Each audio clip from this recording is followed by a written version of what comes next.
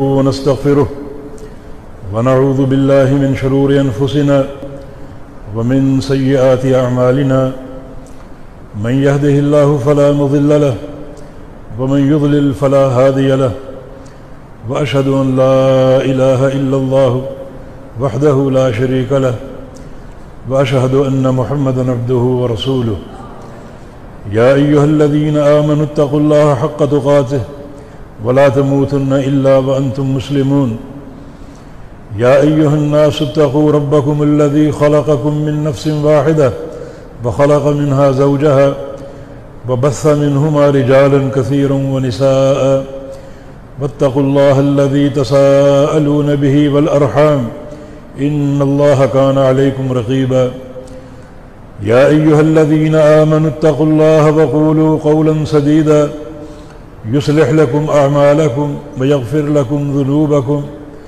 ومن يطع الله ورسوله فقد فاز فوزا عظيما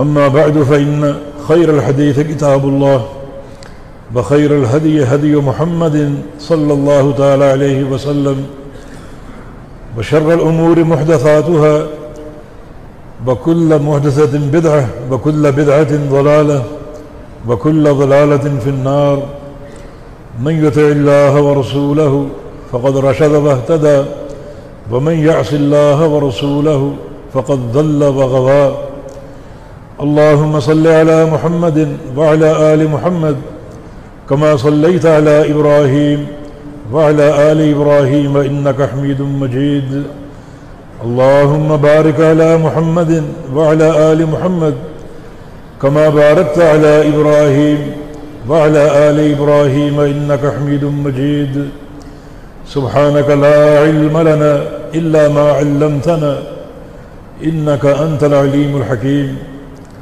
رب اشرح لي صدري ويسر لي أمري واحلل عقدة من لساني يفقه قولي لقد قال الله سبحانه وتعالى أعوذ بالله من الشيطان الرجيم من همزه ونفخه ونفثه بسم الله الرحمن الرحيم فليحذر الذين يخالفون عن أمره أن تصيبهم فتنة أو يصيبهم عذاب أليم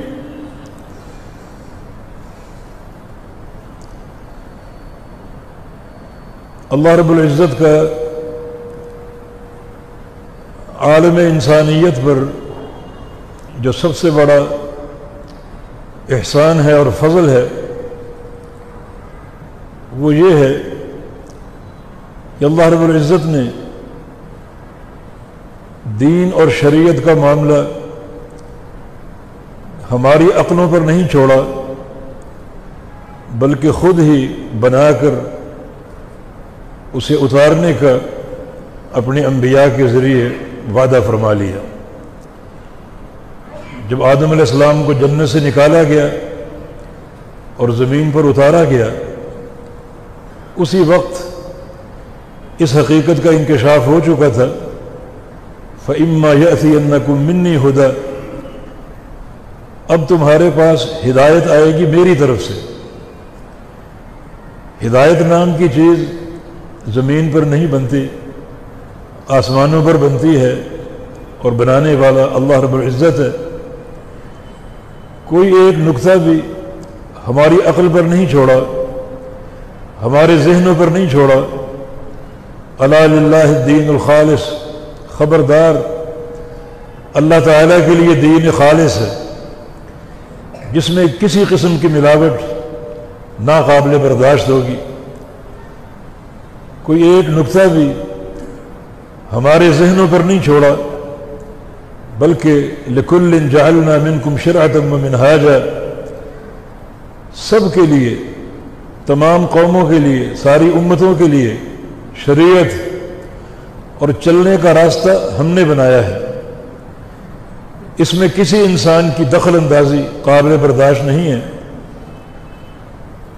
یہ اس کا سب سے بڑا احسان ہے عالم انسانیت پر اگر خالق کائنات دین اور شریعت ہماری عقل پر چھوڑ دیتا کہ جاؤ اور صحیح دین تلاش کرو تو ہم سب گمراہ ہو جاتے اور اس کے عذاب علیم کا نشانہ بن جاتے۔ یہ اس کا فضل عظیم ہے اور بہت بڑا احسان ہے کہ اس نے شریعت کا معاملہ ہماری عقلوں پر نہیں چھوڑا، بلکہ خود بنانے کا وعدہ فرمایا، بلکہ خود ہر امت کی شریعت بنائی اور اس امت کے نبی کے ذریعے وہ زمین پر اتار دی اور یہ اعلان کر دیا کہ یہی تمہارے لیے نسخہ ہدایت ہے، اسی پروگرام پر تم نے چلنا ہے، اور یہی در حقیقت جنت کے داخلے کا پروگرام ہے۔ جب آخری نبی محمد الرسول اللہ صلی اللہ علیہ وسلم کی بعثت ہوئی تو اللہ تعالیٰ نے یہ صاف فرما دیا وَإِن تُطِيعُوهُ تَهْتَدُوا، اگر تم میرے پیغمبر کی اطاعت کرو گے تو ہدایت پاؤ گے، اور اگر پیغمبر کے دامن کو چھوڑ دو گے تو جس کے چاہو دامن کو پکڑ لو، گمراہی کی دلدل میں پھنستے جاؤ گے، ہدایت تم سے دور ہوتی جائے گی۔ لَقَدْ كَانَ لَكُمْ فِي رَسُولِ اللَّهِ أُسْوَةٌ حَسَنَةٌ، تمہارے لیے آئیڈیل، نمونہ اور مثال رسول اللہ کی شخصیت ہے صلی اللہ علیہ وسلم۔ عقیدہ ہو، عمل ہو، سیاست ہو، خلق ہو، تجارت ہو، معیشت ہو، تمام امور میں، تمام معاملات میں رسول اللہ صلی اللہ علیہ وسلم کی ذات تمہارے لیے نمونہ ہے، جس کی پیروی کرنی پڑے گی، جس کی سچی غلامی قبول کرنی پڑے گی۔ تو یہ ایک احسان عظیم ہے۔ سابقہ انبیاء کے دور میں ہدایت کا معاملہ انبیاء کے دعوت پر قائم تھا۔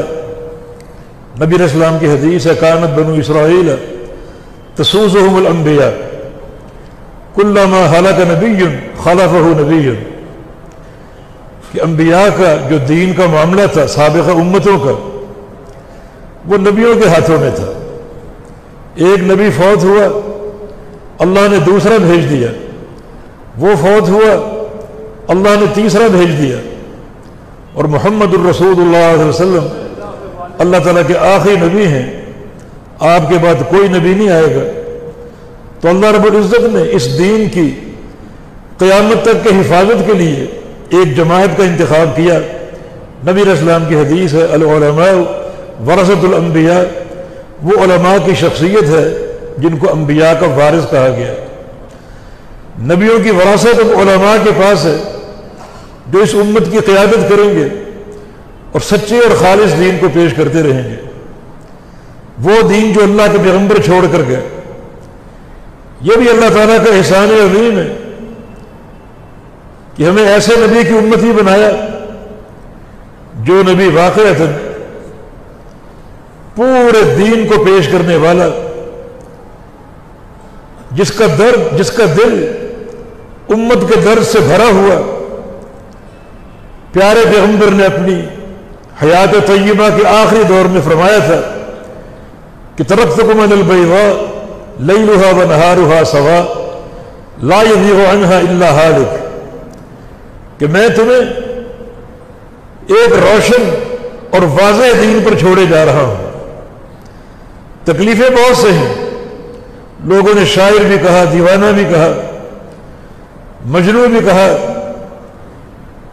بیمار ذہنیت والا کہا، راستے میں گڑھے کھودے، کانٹے بچھائے، میری نگاہوں کے سامنے بیٹی تک کو شہید کر دیا گیا،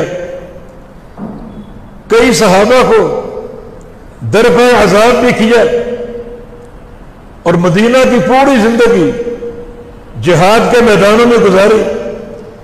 تکلیفیں بہت سی ہیں، لیکن آپ نے اپنی عمر کے آخری حصے میں یہ بات فرما دی کہ تمہیں ایک واضح دین دے کر جا رہا ہوں، ایک بالکل روشن، جس کی رات بھی دن کے مانند ہے، جس دین میں کوئی ابہام نہیں ہے، وہ بالکل واضح دین ہے جو تمہیں دے کر جا رہا ہوں۔ یہ بھی ایک احسان عظیم ہے کہ پیارے پیغمبر صلی اللہ علیہ وسلم نے اپنی وفات سے قبل واضح دین ہم تک پہنچا دیا، کوئی نقطہ مبہم نہیں ہے، کوئی خفا اور ابہام نہیں ہے، بلکہ یہ دین ایسا روشن ہے کہ اس میں رات نام کی کوئی چیز ہے ہی نہیں۔ یہ آپ کا سورج جو چمک رہا ہے رات کو غائب ہو جاتا ہے، لیکن دین کا سورج ہمیشہ طلوع ہے اور اس کی رات بھی دن کی معنی پر چمک رہی ہے۔ اب سوال یہ کہ وہ دین کیا ہے، وہ واضح ہدایت کیا ہے؟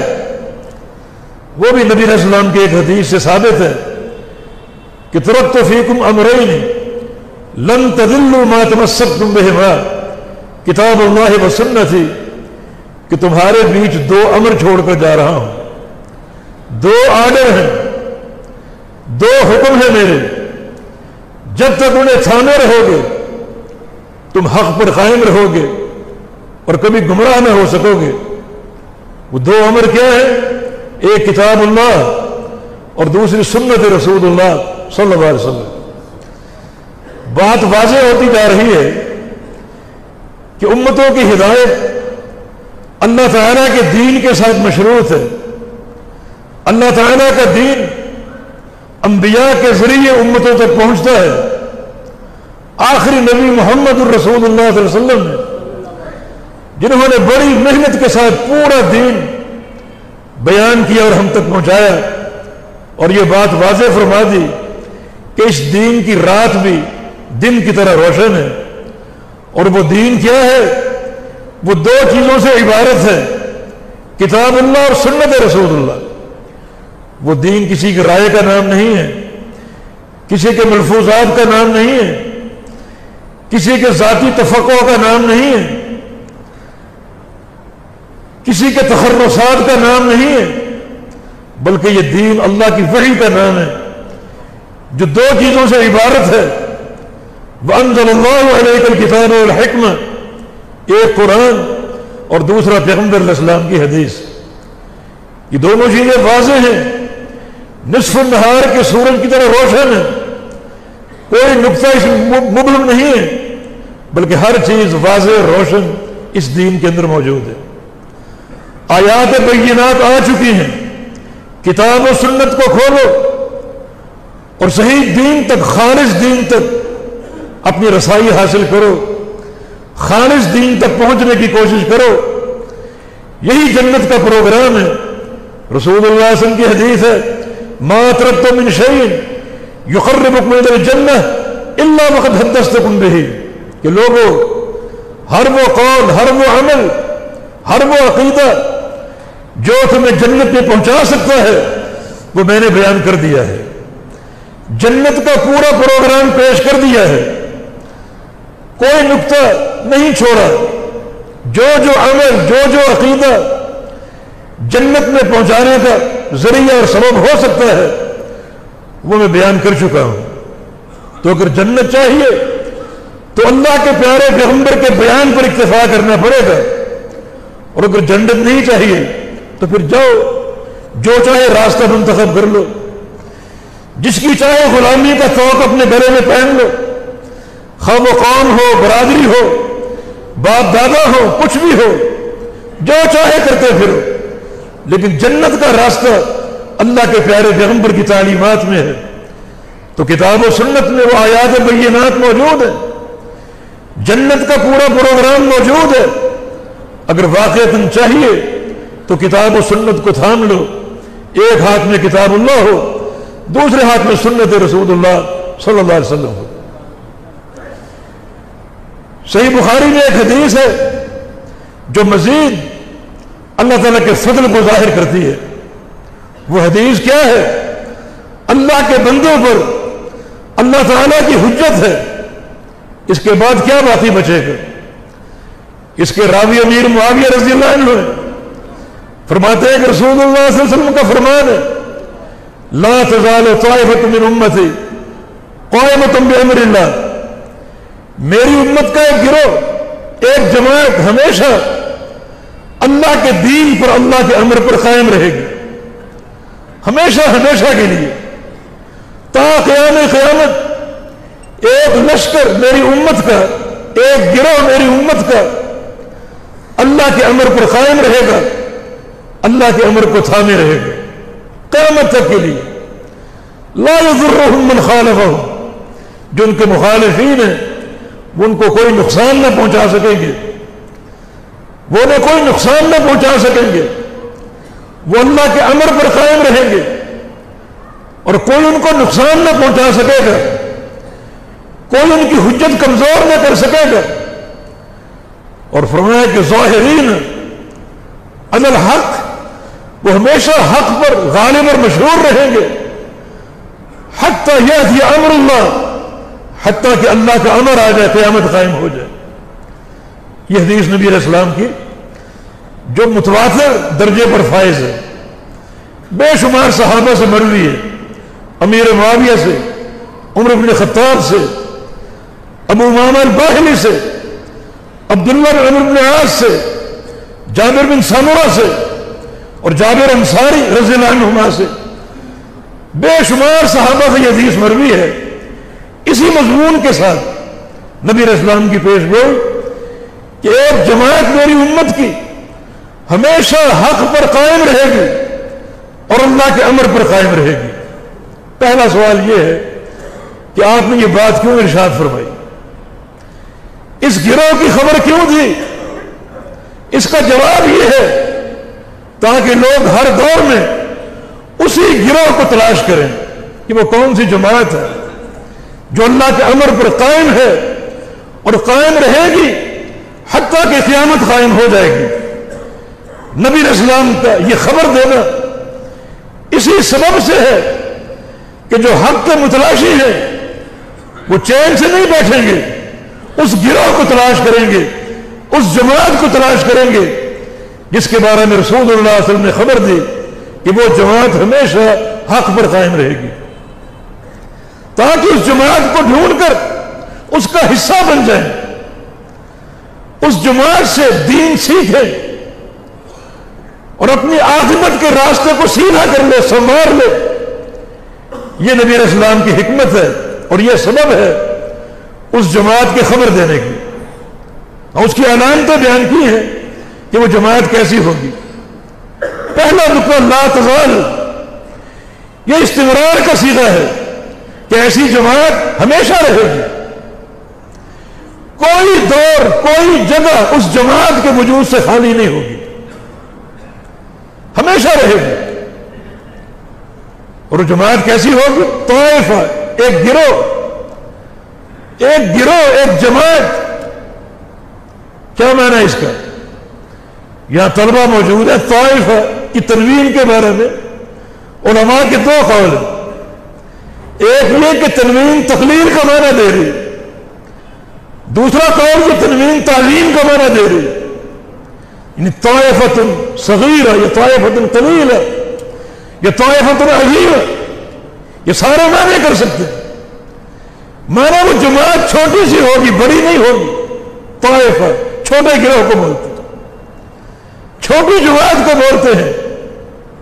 ایک تو یہ بات ثابت ہو گئی کہ پوری امت طائفہ منصورہ نہیں ہے، پوری امت حق پر قائم نہیں ہے، بلکہ پوری امت میں سے ایک جماعت، ایک گروہ حق پر قائم ہوگا۔ ان کی تعداد کم ہوگی، ان کے مقابلے جو باطل ہے ان کی تعداد زیادہ ہوگی، جس کی دلیل نبی علیہ السلام کی ایک حدیث ہے جو طائفہ کی تنوین کا تعین کرتی ہے کہ یہ تنوین تقلیل کے لیے، وہ جماعت چھوٹی ہے۔ کون سی حدیث؟ وہ حدیث فرق، رسول اللہ صلی اللہ علیہ وسلم کا فرمان ہے، افترقت اليہود علی 71 ملۃ وافترقت النصارى على 72 ملۃ وستفترق امتی علی 73 ملۃ كلهم في النار الا الملۃ الواحدہ۔ یہودیوں کے 71 فرقے بنے، عیسائیوں کے 72 فرقے بنے، میری امت کے 73 فرقے بنیں گے۔ فرمایا کہ سارے جہنم میں سوائے ایک جماعت کے۔ اس میں قلت کا معنی ثابت ہو رہا ہے کہ جو ناحق جماعتیں ہیں وہ 72 ہوں گی اور حق جماعت ایک ہی ہوگی۔ تو اس ایک جماعت کا 72 جماعتوں سے کیا مقابلہ ہوگا؟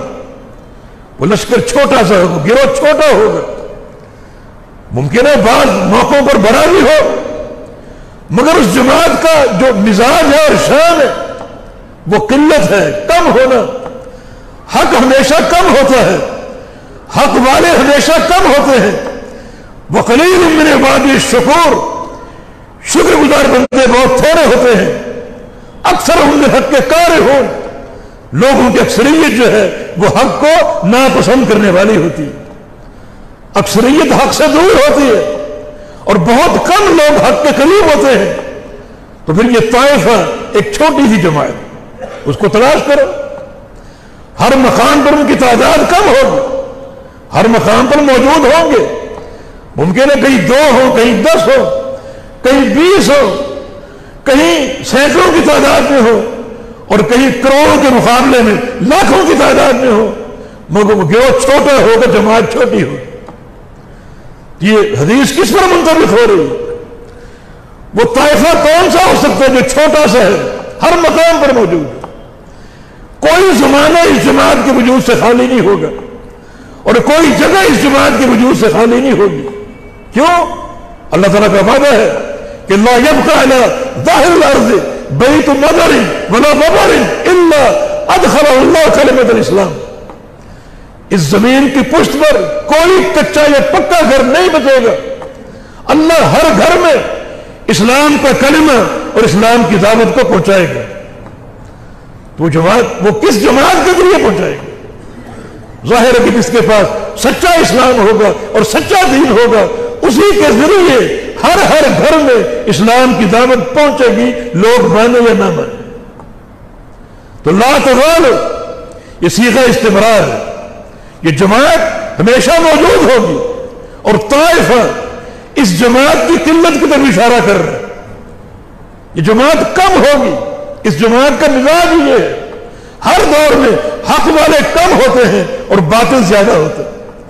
تبھی تو 73 فرقوں میں سے 72 فرقے جہنم میں جائیں گے جو کہ باطل ہے، اور صرف ایک جماعت جنت میں جائے گی۔ تو یہ ایک جماعت جو ہے یہ 72 فرقوں کے مقابلے میں۔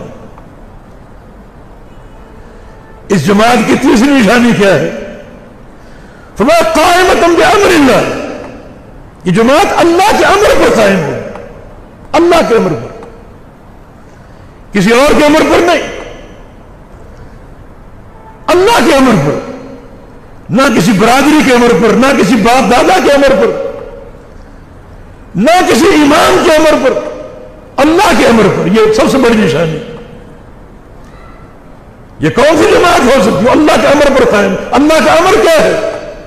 ابھی آپ نے سن لیا کہ ترکت فیکم امرین، تمہارے بیچ 2 امر چھوڑے جا رہے، وہ اللہ کے امر، کتاب اللہ و سنت ہے، قرآن پاک ہے، اور اللہ کے حبیب کی سنت ہے، یہ 2 چیزیں اللہ کا امر ہے۔ تو اس جماعت کا تشخص کیا ہے؟ اس جماعت کی پہچان کیا ہے؟ وہ اللہ کے امر کو تھانے ہوگی، اللہ کے امر کو۔ غور کرتے گئے کس جماعت کی پیش گوئی یہاں دی جا رہی، تبھی تو بہت سے محدثین نے یہ صراحت کی ہے کہ وہ جماعت اہل الحدیث ہے۔ امام بخاری کا قول ہے، یا امام عبداللہ بن مبارک کا قول ہے، علی بن مدینی شیخ بخاری کا قول ہے، بلکہ امام احمد بن حنبل کا قول ہے ان لم یکونوا اہل الحدیث فلا ادری من ہم،